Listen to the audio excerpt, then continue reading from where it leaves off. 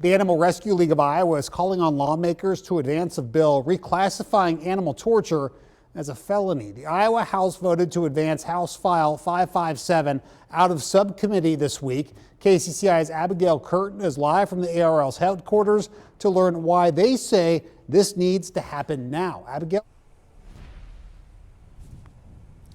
Right now, animal torture is only considered an aggravated misdemeanor in Iowa. It's not considered a felony until there's a second offense. But the CEO of the ARL says it's now or never for lawmakers to act.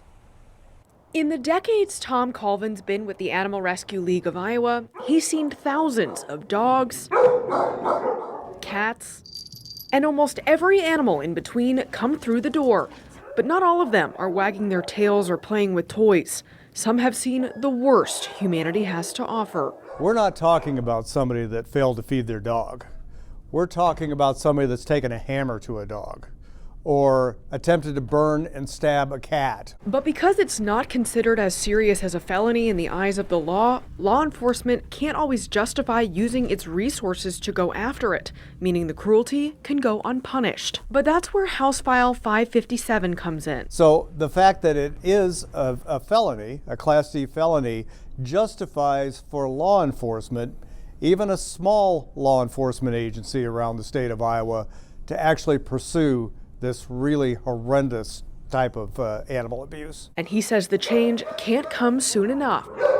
In 2025, Iowa ranked in the bottom 5 states for animal protection laws, according to the Animal Legal Defense Fund. But Colvin says the tides are changing among Iowans. People are just tired of it. They don't want to see it. They don't want to have it go on. Meaning he's hopeful that after years of failing in the legislature, this will be the year to protect those animals in need.